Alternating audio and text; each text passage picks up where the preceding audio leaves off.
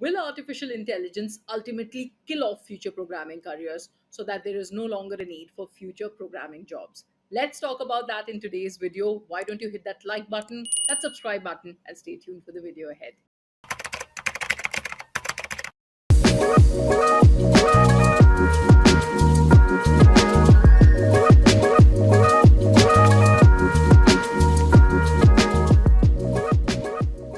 Welcome back. My name is Afreen Rahman, and I'm here with yet another, interesting video. And today's topic is whether artificial intelligence will actually kill off the need for developers in the future. So, in other words, is there going to be any programming jobs in the future? Now, what with the advantages, of artificial intelligence and the advances that are being made in the field of artificial intelligence? Well, the short answer to that is, and this is in my opinion, there's always going to be a need for a programmer. So at the moment, with artificial intelligence, we are seeing huge advances.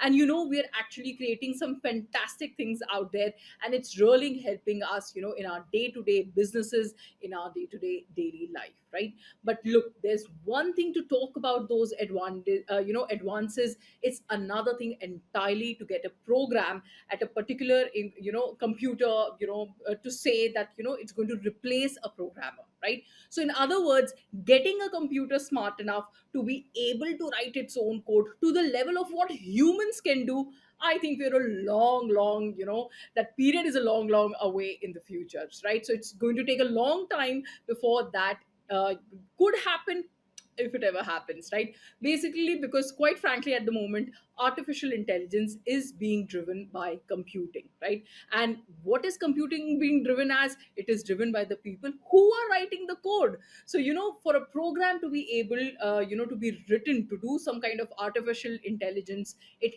has to be designed and set up by a programmer. And the computers are making, we all know that computers are making solid advancements thanks to the brain, that the human process.